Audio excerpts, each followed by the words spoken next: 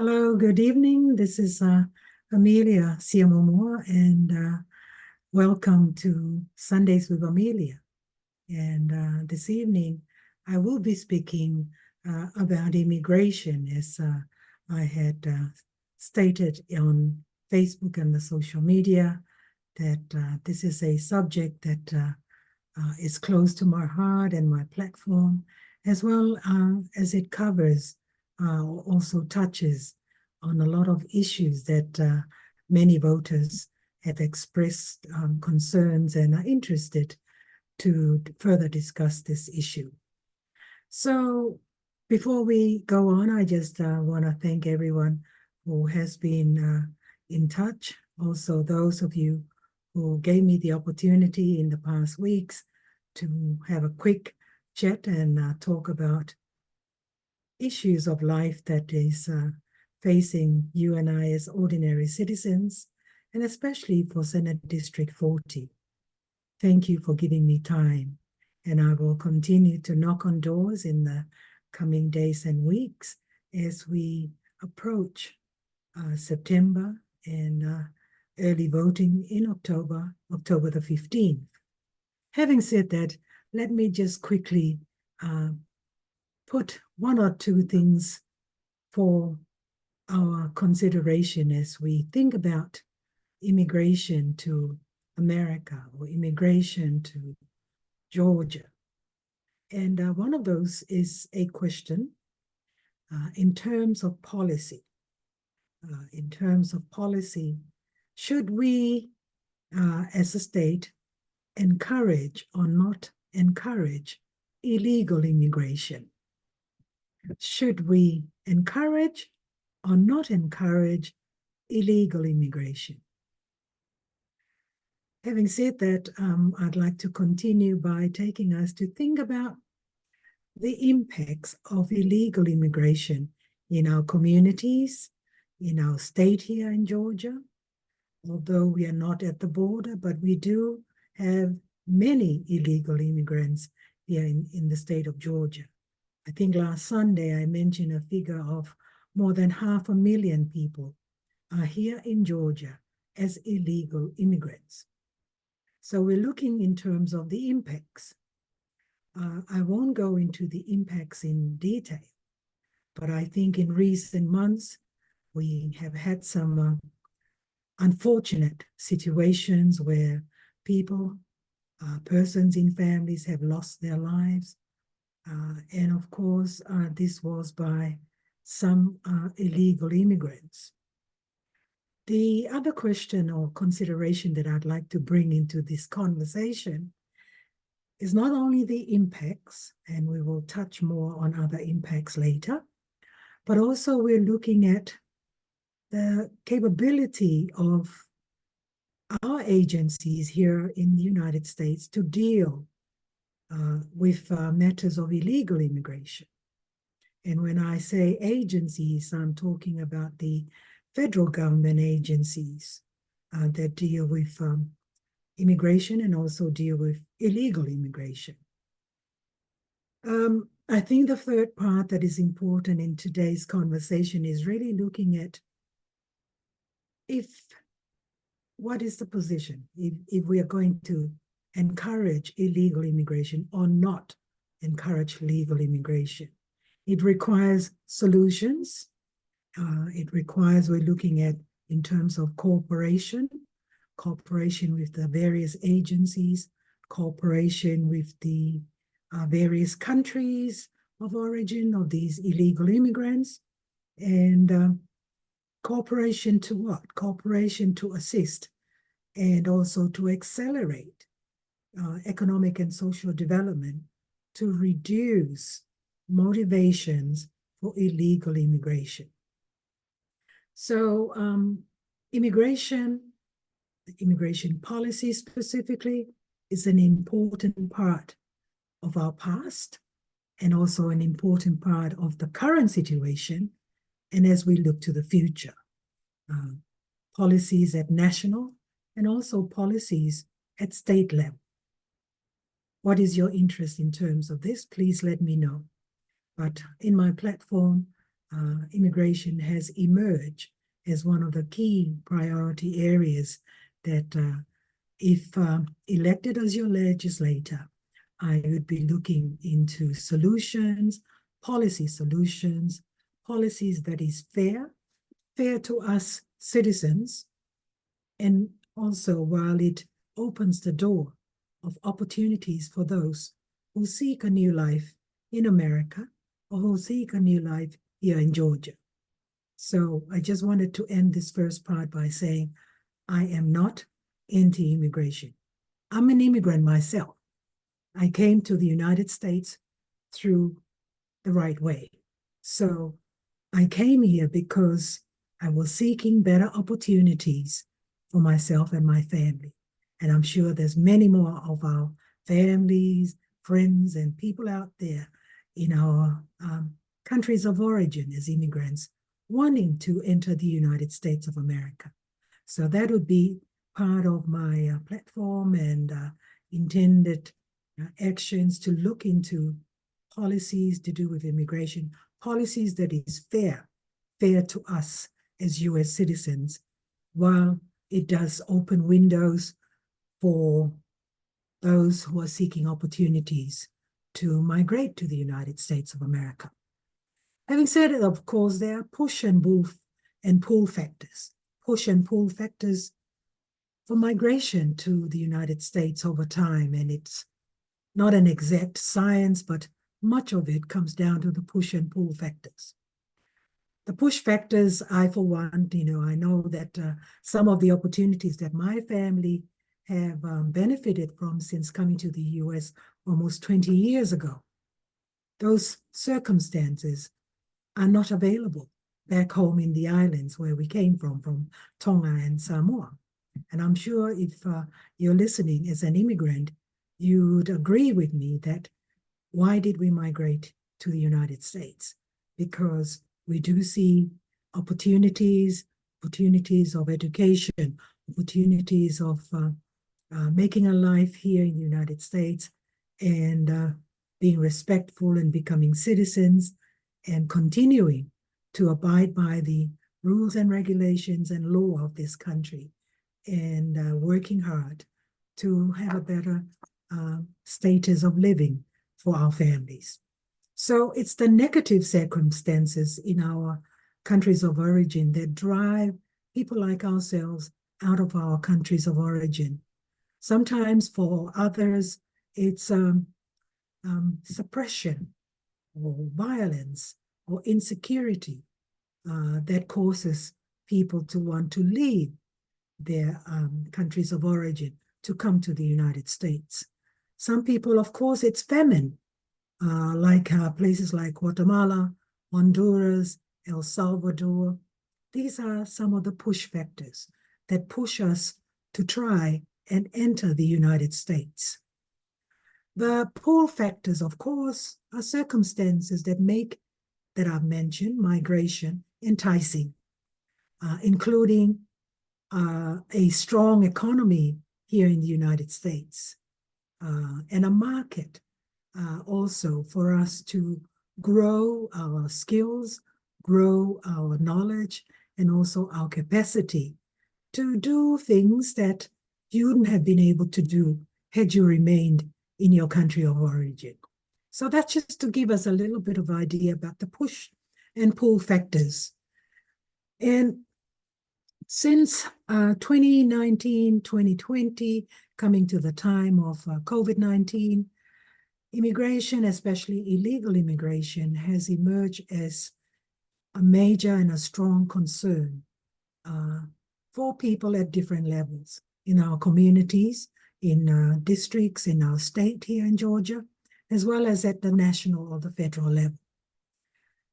The border encounters all over the country, including not just the border, but via sea and air in states without international land borders.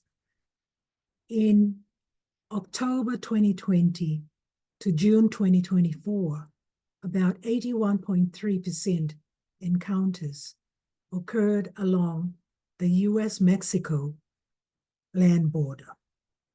81.3% at the border with Mexico. Just under half of all border encounters between October 2020 to June 2024 occurred in Texas. Texas had 45.8% of nationwide encounters along its border, followed by Arizona with 19.1% and California with 14.8%. These figures, you can look them up in the US Customs and Border Protection website. Interestingly, who is trying to cross the borders? This is not new knowledge. This is something that is being shared widely on social media, in the mainstream media, in reports, and many other things. But according to the Customs and Border Protection website, over 80% of people apprehended or denied entry between October 2020 and June 2024 were Latin American citizens. Over a quarter came from Mexico, 8.9% from Guatemala, and 8.5% from Honduras, 8.1% from Venezuela, and 6.2% from Cuba. It is also interesting to note that more recently, there has been people from Myanmar, from China, and other countries that I haven't mentioned in terms of wanting to come to the United States, like Haiti, Nicaragua, Canada, Russia, Turkey, Romania, the Philippines, Brazil, India, Ukraine.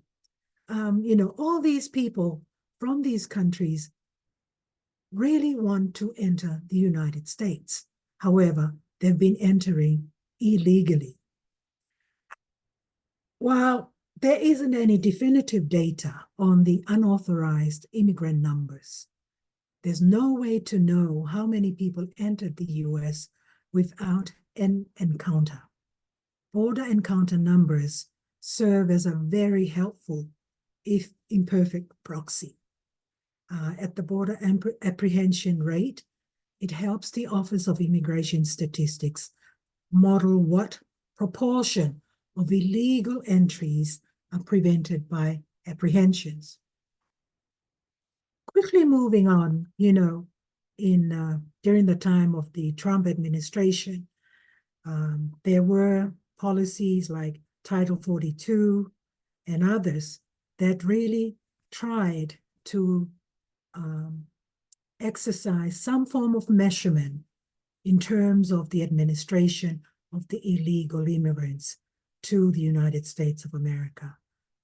In 2023, I would like to quote, Title 42 deportations were down to 35%. And on May 12, 2023, it formally, the Biden administration formally ended Title 42. And with it all, the instant expulsions. So it ended in 2023. But we do understand that it appears that the Biden administration recently took steps to reduce these numbers. And most likely, we're moving to elections, and very important that one must be seen to be doing the right thing. I mentioned the impact of immigration. Expense, of course, we won't go to that. How much it cost government, it costs the federal government as one part of the equation in terms of impact. Other areas of impact is in terms of public safety and security. A lot of this has been shared in the mainstream media. There has been reports. There has been unfortunate and very sad situation and circumstances due to loss of lives. That is the America that we have today. So let me just put the challenge out there. Do we want to encourage illegal immigration? For me and my platform, and at the state level, my position would be I do not want to encourage illegal immigration. And I want to put that there because it does impact our economy, our society, and as I mentioned, the expenses, the costs to regulate or the cost to action certain things to be able to safeguard us citizens is enormous. Our safety is at risk. Criminal justice is also another area that we need to be thinking about in our national and our state security systems, because with this increased illegal immigration, it does put pressure on our systems.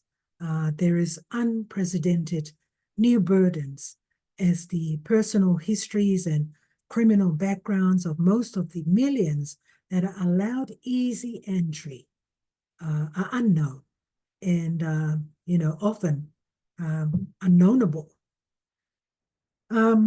Putting these, people into as criminals, putting them in addition to the effects of their crimes, and it does increase the load of the work that our courts are already facing. Already they are overburdened.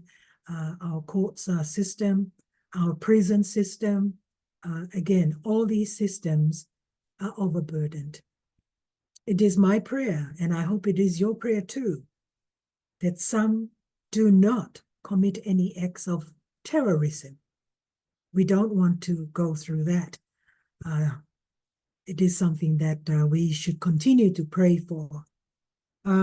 This great influx of people, of course, it means what is happening in our economy here in the state of Georgia. It increases the number of joblessness, and it does put immense downward pressure on wages. Wages here in our state in Georgia, because we have about more than 500,000 of people who have entered illegally, in wages for American workers across the nation.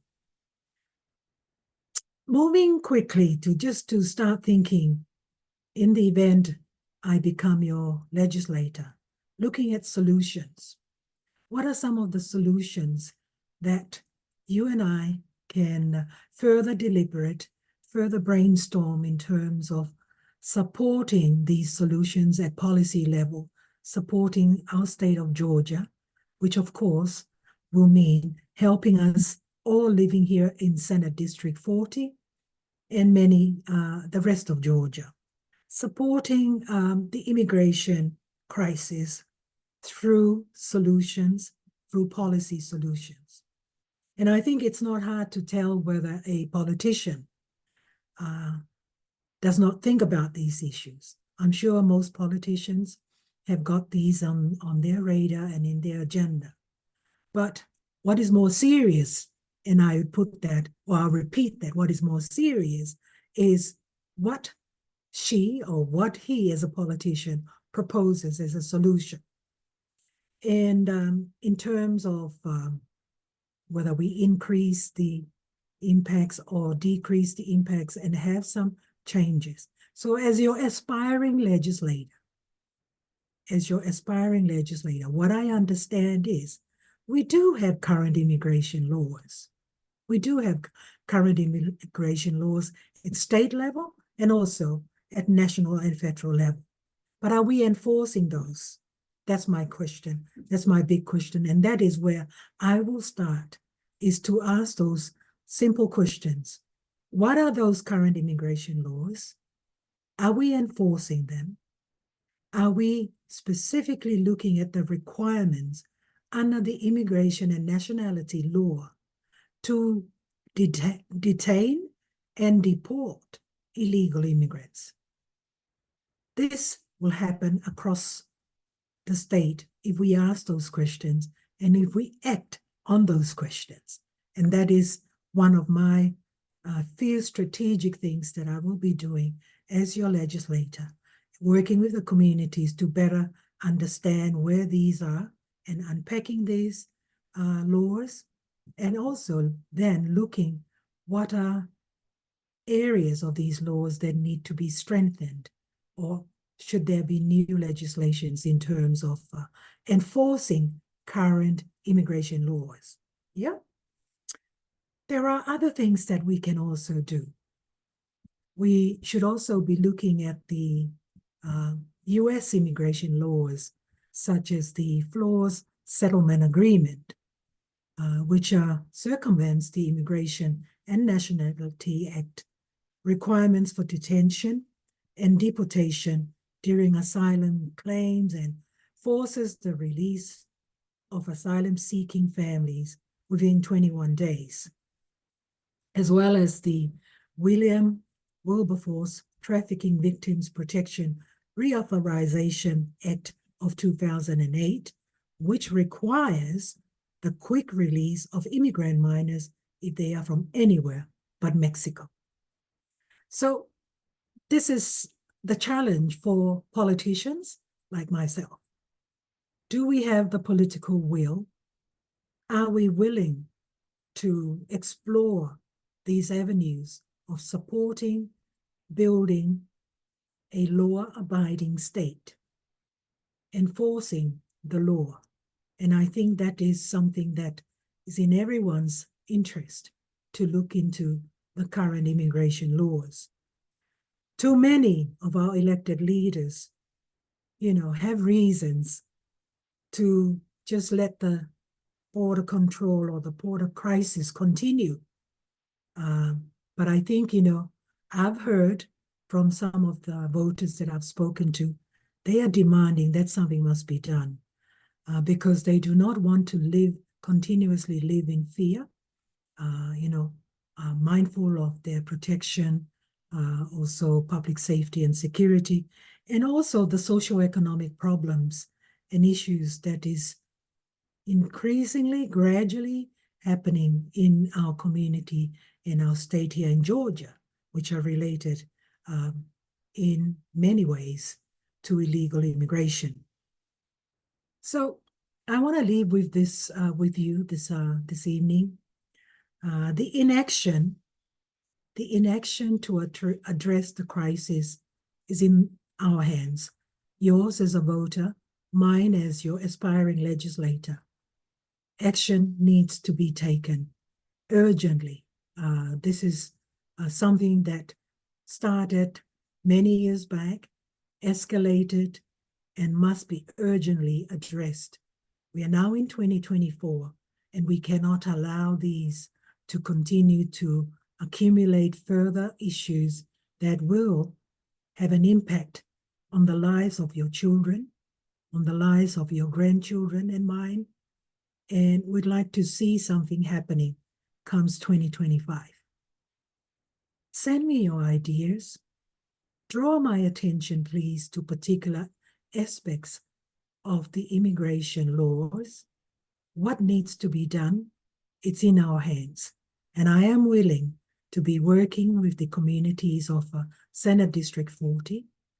I am absolutely committed to look at required legislations, if that is the solution, to address many of these issues. In order for Georgia to prosper, we must have law and order. We must respect the current legislations and laws affecting our society for your protection and my protection, for your rights, protection of your rights and the protection of my rights. So please help me further research into this. Send me your ideas. My email is ameliaks4, F-O-R, GA Senate@gmail.com, or send me your ideas on social media, or also on my website, which is ameliaforgeorgia.com. So again, I thank you for following me so far. I thank you for opening your doors to hear me out in this platform. And I'm really looking forward to work with you on these pieces of legislation comes January 2025. This is to do with immigration and how it affects your life your family's life, your children, and your grandchildren's future. I thank you for listening to me this evening. I wish you a very good new week as we look into uh, this new week of August. Very soon we'll be in September, but let's continue to walk together on this. Once again, thank you so much, and God bless you.